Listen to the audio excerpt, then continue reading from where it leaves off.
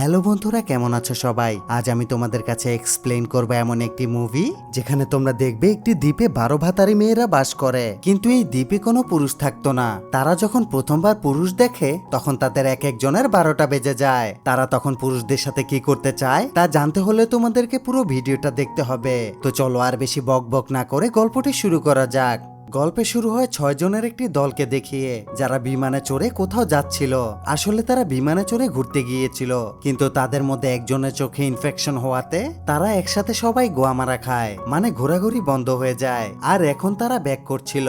তাদের বিমানটা সমুদ্রের উপর দিয়ে যাচ্ছিল, আর আবহাওয়া খারাপ হওয়াতে পাইলট তার রাস্তা হারিয়ে ফেলে। পাইলটের নাম ছিল জন, আর তার কো পাইলটের নাম ছিল ম্যাক্স। তারা দুজন বুঝতে পারছিল না আসলে তারা কোথায় যাচ্ছে। তারা চারপাশে শুধু সমুদ্রই দেখছিল। তো যাই হোক, এই সমুদ্রের মধ্যে আমরা একটি দ্বীপ দেখতে পাই, যে দ্বীপে 12 ভাতারি মেয়েরা বাস করত। এই মেয়েরা অনেক সুন্দরী, আর তাদের দুটো করে কচি বেদানা ছিল। অন্যদিকে সেই প্লেনটা সামনের দিকে আগাচ্ছিল, আর তারা অনেকক্ষণ ধরে ওড়ার কারণে তাদের বিমানের তেলও প্রায় শেষের দিকে। অন্যদিকে বিমানের যে কম্পাস থাকে সেটাও খারাপ হয়ে গিয়েছিল, আর তাদের রেডিওটাও কাজ করছে না, যার ফলে তারা অনেক বড় একটা মারা খায়। জন জানতো তাদের বিমানটা আর বেশিক্ষণ উঠতে পারবে না, যার ফলে সে কোথাও ল্যান্ড করতে চাচ্ছিল। তখনই সেখানে হুইল নামের একজন একটি দ্বীপ দেখতে পায়, যার ফলে জন সেই দ্বীপে তাদের বিমানটা ল্যান্ড করানোর সিদ্ধান্ত নেয়। আর এটা ওই দ্বীপ ছিল যেই দ্বীপে 12 ভাতারি মেয়েরা বাস করত। তো যাই হোক, এরপর যখন বিমানটা সেই দ্বীপের সামনে ল্যান্ড করানো হয়, তখন দুজন মেয়ে দূর থেকে তা দাঁড়িয়ে দেখে ফেলে। আর বিমান ল্যান্ড করা দেখে দুজন মেয়ে সমুদ্রের কিনারায় চলে আসে। বিমানটাও সমুদ্রের কিনারায় পৌঁছে যায়, আর ওই দুই মেয়ে লুকিয়ে লুকিয়ে তা দেখতে থাকে। বিমান যখন সমুদ্রের কিনারায় ল্যান্ড করে তখন সবার আগে ড্যানি সেই বিচে নামে, আর তার পেছন পেছন মাইক চলে আসে। তো যাই হোক, বিচে নামার পর ড্যানি তার আশপাশ ভালো করে দেখতে থাকে। অন্যদিকে স্টু, যার চোখে ইনফেকশন হয়েছিল, সেও বিমান থেকে নিচে নেমে আসে। তো যাই হোক, তাদের মনে হচ্ছিল এই দ্বীপে কোনো মানুষ বাস করে, আর তারা হয়তো তাদেরকে সাহায্য করবে। অন্যদিকে ড্যানি ভালো করে এদিক ওদিক দেখছিল, তখনই সে তার সামনে একটি জন্তুকে দেখতে পায়, আর তাকে গুলি করে মেরে ফেলে। তো এরপর রাত হয়ে যায়, আর তারা সবাই সমুদ্রের কিনারায় রাত কাটানোর সিদ্ধান্ত নেয়। অন্যদিকে ডাব হালকা হওয়ার জন্য জঙ্গলের ভিতরে ঢুকে যায়। সে হাঁকতেই যাচ্ছিল, তখনই সে একটি কঙ্কাল দেখতে পায়, যা দেখে সে চিল্লাতে শুরু করে। আর তার চিল্লাচিল্লি শুনে সবাই তখন তার কাছে ছুটে আসে। আর এই কঙ্কাল দেখে তারা ভাবতে থাকে হয়তো এখানে আদিবাসীরা বাস করে, আর আদিবাসীরাই হয়তো কাউকে মেরে ফেলেছে। পরদিন সকালে দ্বীপে আমরা ডাইনা নামের একটি মেয়েকে দেখতে পাই, যে ওখানে প্রার্থনা করছিল, আর সেখানে অনেক মেয়েরাই বসেছিল। আসলে ডাইনা তাদের দেবীকে বলছিল তাদের দ্বীপে কিছু মানুষ চলে এসেছে, এখন তুমিই তাদের হাত থেকে আমাদেরকে বাঁচাতে পারো। আর আমরা দেখতে পাই ডাইনা এই মেয়েদের সর্দার ছিল। অন্যদিকে উইল আর ম্যাক্স টিম বানিয়ে খাবার পানির সন্ধান করতে থাকে। মাইক আর ড্যানিও টিম বানিয়ে খাবার পানির সন্ধান করতে থাকে। অন্যদিকে বিমানে ডেভিড আর স্টু বসেছিল, তারা দুজন একে অপরের সাথে কথা বলছিল। তখনই তাদের বিমানে একজন আদিমানব উঠে যায়। ডেভিড তাকে দেখতে পেয়ে গুলি করে তাকে মেরে ফেলে। অন্যদিকে উইল আর ম্যাক্স যখন হাঁটছিল তখন তারা ফ্লেয়ার গানের আওয়াজ শুনতে পায়। আসলে এই ফ্লেয়ার গানটা ডেভিড চালিয়েছিল, কিন্তু তখনই তারা তাদের সামনে একটি মেয়েকে দৌড়াতে দেখে, যে আসলে ভয় পেয়ে দৌড়াচ্ছিল, কারণ তার পিছনে একজন ভয়ঙ্কর আদিমানব ছিল। তখনই সেই মেয়েটি যখন তাদের দুজনকে দেখে তখন সে ভয় পেয়ে অন্যদিকে দৌড়াতে থাকে। তখন উইল ওই মেয়েটির পিছন পিছন দৌড়াতে থাকে। অন্যদিকে ম্যাক্স গুলি করে সেই আদিমানবকে মেরে ফেলে। অন্যদিকে সেই 12 ভাতারি মেয়ে পালাতে থাকে, আর উইল সেই মেয়েটাকে ধরে ফেলে, কিন্তু মেয়েটি তার হাতে কামড় বসিয়ে সেখান থেকে ভেগে যায়। অন্যদিকে মাইক আর ড্যানিও একটি মেয়েকে দেখতে পায়। তারা সেই 12 ভাতারি মেয়েদের সাথে কথা বলতেই যাবে, কিন্তু সেই মেয়েরা পালিয়ে যায়। অন্যদিকে উইল আর ম্যাক্স একটি জালের ফাঁদে পড়ে যায়, আর এই জাল সেই 12 ভাতারি মেয়েরাই তাদের উপরে ফেঁকেছিল। মেয়েরা তাদেরকে চারদিক থেকে ঘিরে ফেলে, আর ডায়না এই দুজনকে মেরে ফেলতে চাচ্ছিল, কিন্তু তখনই সেখানে মায়া এসে বলে এই দুজনকে মেরো না, কারণ এরা দুজন আমাকে আদিমানবের হাত থেকে বাঁচিয়েছে। আর মায়ের কথা শুনে ডায়না সেখান থেকে চলে যায়, যার ফলে মায়াও তাদেরকে মুক্ত করে দিয়ে সেখান থেকে চলে যায়। এরপর ড্যানি আর মাইক সেই জায়গায় পৌঁছে যায় যেখানে সেই 12 ভাতারি মেয়েরা প্রার্থনা করত। অন্যদিকে উইল আর ম্যাক্স তাদের বিমানের সামনে পৌঁছে যায়, আর তারা দরজা খুলতেই সেই আদিমানবের লাশটা তাদের সামনে পড়ে যায়, যা দেখে তারা বিমানে উঠে দেবের কাছে আদিমানব সম্পর্কে জিজ্ঞাসা করে। তো যাই হোক, এরই মধ্যে সেই মেয়েরা আদিমানবের লাশটা নিয়ে তাদের প্রার্থনার জায়গায় চলে আসে, যাকে ম্যাক্স মেরেছিল। যেখানে ডায়না মেয়েদের বলে এইমাত্র আমি আমাদের দেবীর সাথে কথা বললাম, দেবী আমাকে বলেছে আমাদের দ্বীপে অনেক বড় একটা বিপদ আসতে চলেছে, যা শুনে বাকি মেয়েরা ভয় পেয়ে যায়। পরদিন সকালে দেব আদি মানুষটাকে বালি চাপা দিতে যাচ্ছিল, যাকে সে গুলি করে মেরে মেরে ফেলেছে। কিন্তু তখনই তাদের সামনে সেই মেয়েরা চলে আসে আর তাদেরকে দেখে দেবের বাকি বন্ধুরাও সেখানে চলে আসে। তখন সেই মেয়েরা সেই আদিমানবের লাশটা তাদের থেকে নিয়ে যেতে চায় আর তারা সেই লাশটি মেয়েদেরকে দিয়ে দেয় আর লাশটি নিয়ে মেয়েরা সেখান থেকে চলে যায়। তো এরপর ম্যাক্স সবাইকে বলে আমাদের এই মেয়েদের সাথে সুসম্পর্ক গড়ে তোলা উচিত, যার ফলে আমরা তাদের সাহায্য নিয়ে এই দ্বীপ থেকে চলে যেতে পারি। আর ম্যাক্সের কথা সবাই পছন্দ করে। আসলে সবাই এই দ্বীপ থেকে চলে যেতে চাচ্ছিল, কারণ তাদের কাছে যাওয়ার মতো তেল ছিল না আর তাদের কম্পাসটাও নষ্ট হয়ে গেছে, যে কারণে তারা এখান থেকে চলে যেতে পারছে না। তো যাই হোক, এরপর তারা বিমান থেকে কিছু থালা বাসন আর কাপড় চোপড় নিয়ে নেয়। আসলে তারা চাচ্ছিল এই উপহারগুলো দিয়ে মেয়েদের থেকে তারা সাহায্য নেবে। তো এরপর ড্যানি, ম্যাক্স আর মাইক সেই মেয়েদের দিকে যেতে থাকে, কিন্তু রাস্তায় তারা সেই আদিমানবদের লাশ দেখতে পায়, যাদেরকে দেব আর ম্যাক্স মেরেছিল। লাশগুলোকে ঝুলিয়ে রাখা হয়েছে আর তাদের তিনজনের মনে হয় মেয়েরা তাদেরকে ভয় দেখানোর জন্যই এমনটা করেছে। অন্যদিকে ড্যানি আর মাইক একটি মেয়েকে দেখতে পায়, তাই তারা সেই মেয়েটির পিছন পিছন যেতে থাকে আর তারা এক সময় সেই জায়গায় পৌঁছে যায় যেখানে সেই মেয়েরা প্রার্থনা করত। তখনই সেই মেয়েরা তাদের তিনজনকে চারদিক থেকে ঘিরে ফেলে। তাদের তিনজনকে এখানে দেখে ডায়না মোটেও খুশি ছিল না। তখনই ড্যানি ডায়নাকে বলে আমরা তিনজন তোমাদের খাট কাঁপাতে এসেছি, মানে বন্ধুত্ব করতে এসেছি।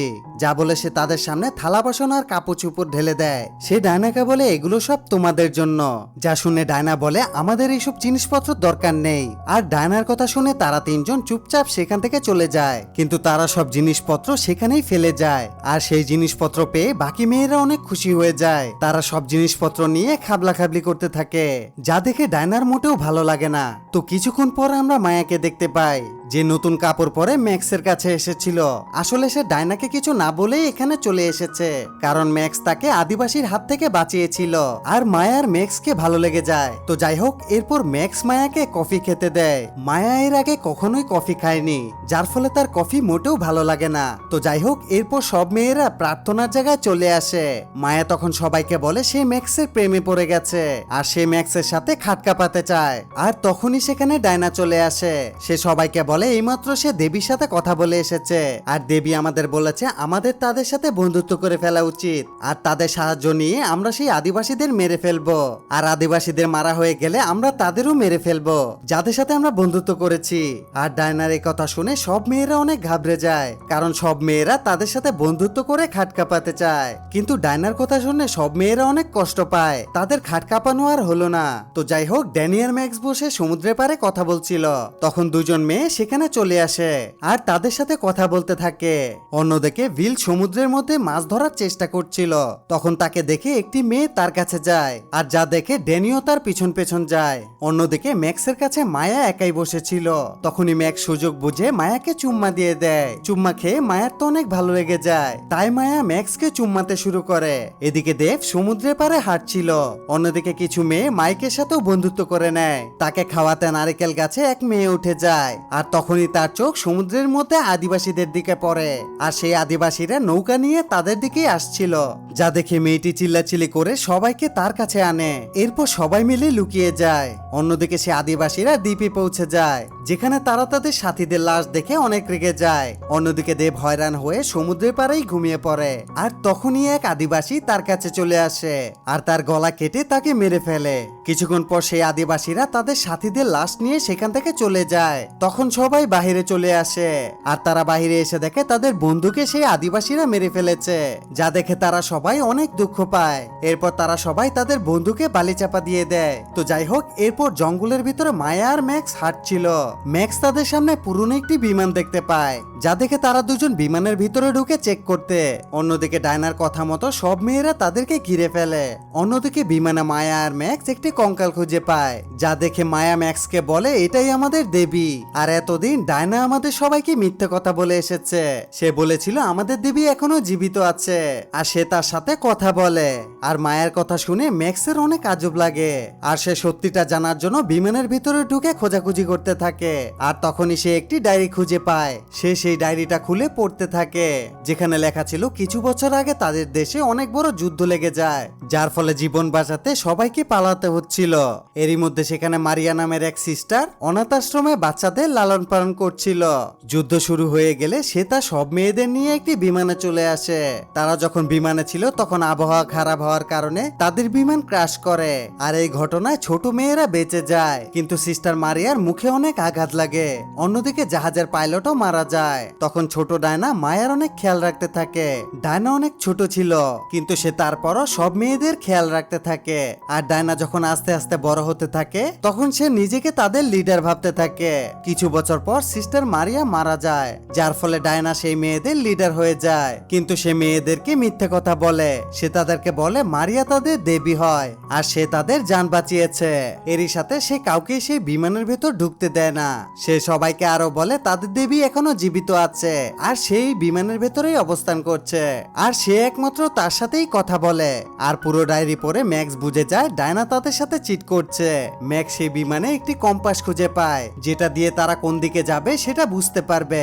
অন্যদিকে সেই মেয়েরা ছেলেদের বন্দি বানিয়ে ফেলে। তখন ডায়না সবাইকে বলে আমাদের উচিত এই ছেলেদের আদিবাসীদের হাতে তুলে দেওয়া, যার ফলে আদিবাসীরা আমাদের উপর কখনো হামলা করবে না। আর তখনই সেখানে ম্যাক্স চলে আসে।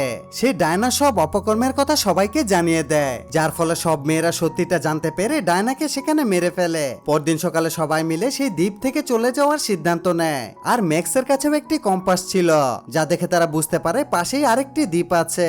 কিন্তু যখনই তারা বিমানে উঠে তখনই আদিবাসীরা এসে তাদের উপরে হামলা করে দেয়। আদিবাসীরা তাদের ধরার অনেক চেষ্টা করে, কিন্তু তাতে কোনো কাজ হয় না। তারা বিমান নিয়ে আকাশে উঠে যায়, আর এইখানেই এই মুভিটি শেষ হয়ে যায়। তো বন্ধুরা, কেমন লাগলো আমাদের ভিডিও তা অবশ্যই কমেন্ট করে জানাবেন। দেখা হচ্ছে পরবর্তী ভিডিওতে। ধন্যবাদ সবাইকে।